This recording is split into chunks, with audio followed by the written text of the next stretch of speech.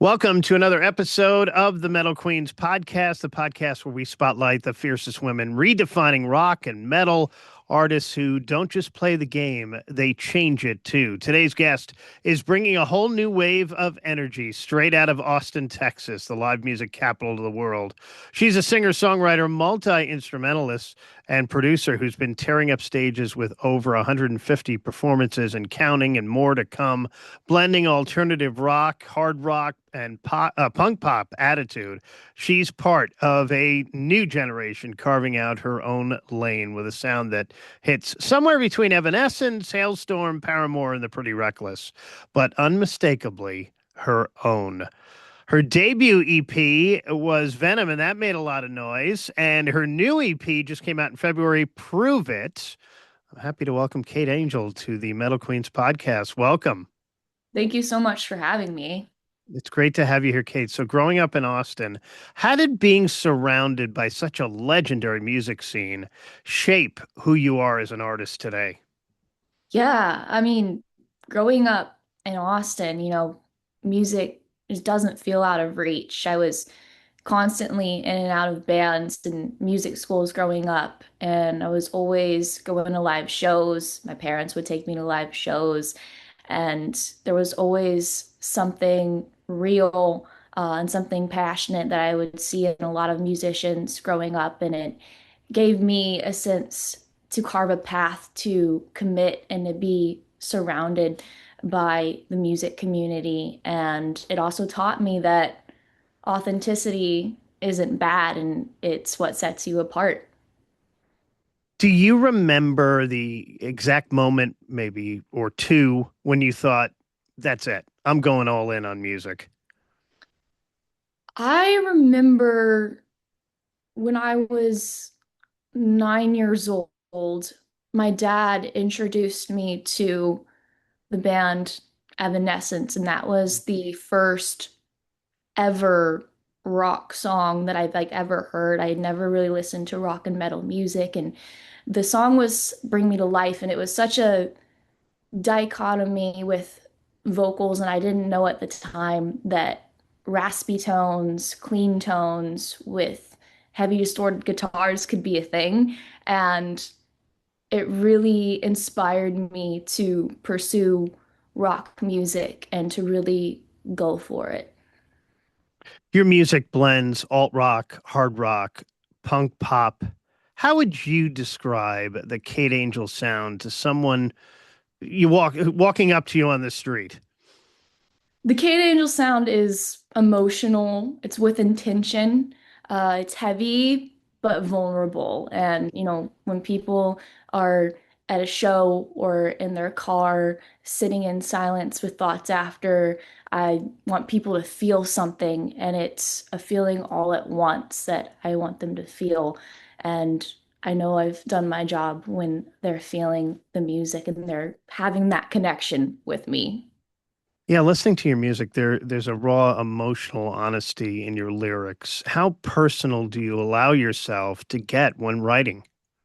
Oh, uncomfortably personable. Mm. If I am not honest or a little uncomfortable, then I feel like I need to go back and rewrite what I'm feeling. And, I actually start with my vocals first when I write.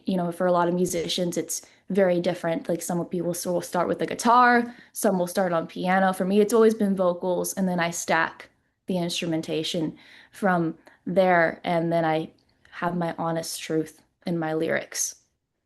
Let's talk about Prove It, the brand new EP. It came out last month. It isn't just a title, Kate, it's a statement. What sparked this EP and that message? Just being doubted over and over, and people trying to bring me down and people thinking that they had me figured out. It got to a point where I was like, I'm done explaining. I'm going to prove it to myself that I can achieve my dreams, I can achieve my passion, and I want others to be able to prove it to themselves that they are worthy of following their passion, their career, whatever they're wanting to strive to go for. The line, you can't clone what's real, that hits really hard in this AI world. What does authenticity mean to you in today's music industry?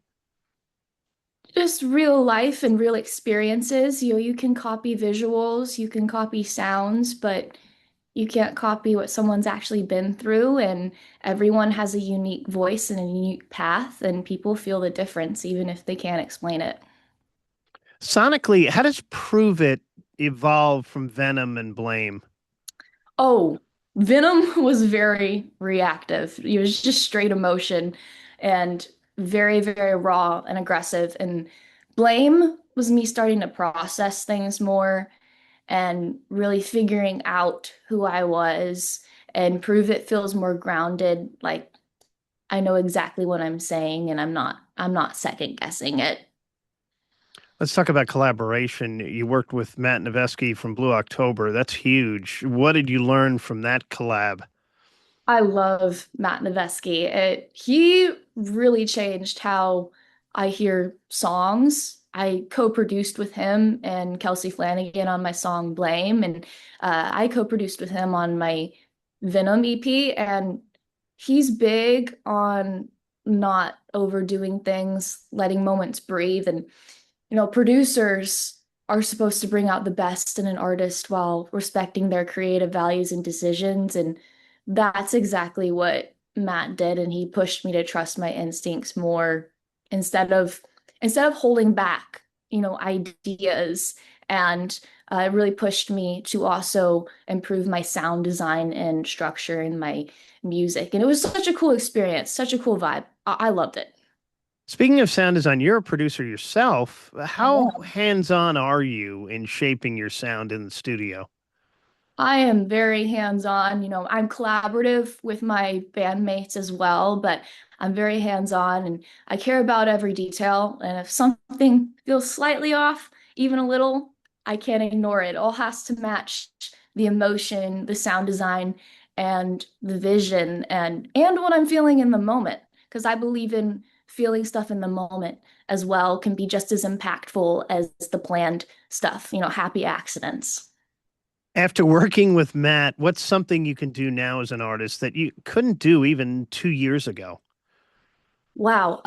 I can scream sing. I never thought I'd be able to do that, but I remember talking about it with him in the studio and I figured out a healthy way to train my vocals and I'm a vocal coach myself and that helped launch my voice to more success and to just keep growing and uh I opened for Lacey Sturm too from Flyleaf 2 years ago in 2024 and Hmm. I had a personal, intimate connection with her at that show, and she's really influenced me to fry scream, but also just to be vulnerable when you're screaming too, and when you're singing. Your live shows are described as electrifying. What do you want people to feel the moment you step on stage? I want people to feel a release. Mm. I want them to know that I am their angel of rock music and I can guide them through whatever they're going through. And I feel their energy and it makes me happy knowing that I can give them that safe space to be in an environment to release and let out their emotions. Actually the rock scene in Austin today? The rock scene in Austin is great. I think it's still growing, especially in like hard rock. I definitely want to help build that scene up even more and help build that community for women in rock, for men, and for everybody. And you know one of my favorite venues that's been very supportive of the rock music in Austin, Texas is Come and Take It Live. Shout out to Anthony Stevenson. He's been super supportive and I just appreciate him giving musicians like me a chance to really grow and to make a lot happen. Do you approach performing differently than recording, or are they extensions of the same emotion? I do approach recording differently than performing live. Performing live is more definitely in the moment for me, and I definitely move around more. And if my voice is raspy on one note, but I want to change it up, I can always have that opportunity to feel that. Whereas recording, a lot of stuff is pre-planned and it is more of a serious, locked in vibe that we have to have that persona in the studio. You talk about your Halo fans. What does Yes. that community mean to you? That community to me means absolutely everything. I have actually a channel on my socials that people have joined and Halos have joined, and I talk to them every day. I make sure that they are enjoying the new music. We talk about other rock music as well, and we talk about the scene. And it's very important to me that the community knows that I'm there for them, but also that my band is there for them because my band is a huge part of what I do as well. And we're a team and we're in this all together. Your mission is about authenticity and connection. How do you hope your music impacts someone going through a tough time?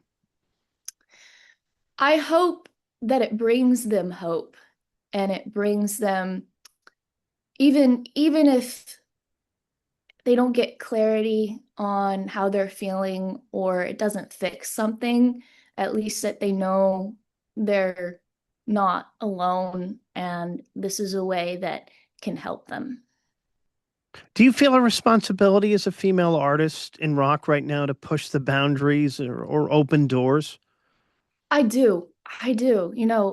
People go through so much and we all go through different things. For me, as a woman in rock music and a male dominated rock genre, um, I have been mistreated, and especially on the business side, and you know, music business and creativity. I love both sides, and I want to be a leader as a female in the industry and help everybody in the rock and music scene.